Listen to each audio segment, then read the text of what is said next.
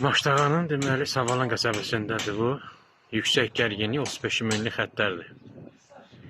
Bu xəttlər çox istismar müddətini demək olar ki, çoxdan da bitirib. 40 ilə yaxındır bu xəttlər var. Xəttlər çox sallanmasın deyə xəttlər bax belə düyünlənir.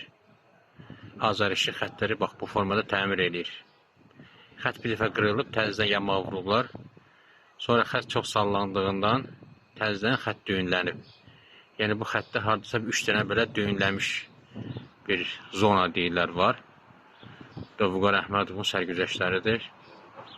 Azar işçilərin milyonlarla yediyi pullar, amma təmir xəttləri bax belədir, bu formada təmir olunur. Düyünlənir və Azar işçilərin əməkdaşı Əli Cəfərov deyir ki, bu normal bir haldır. Yəni Azar işçilərin əməkdaşı bunu deyir bizə, belə söyləyir. Yəni bunu normal sayan Azar işçilərin əməkdaşı məncə də özü bir anormallıqdır. Yüksək gərginlik 35 milli xətti bu formada heç vaxt düyünləmək olmaz. Əgər xətt istismar müddətini bitiribsə, bu xətt yenisini əvəz olunmalıdır.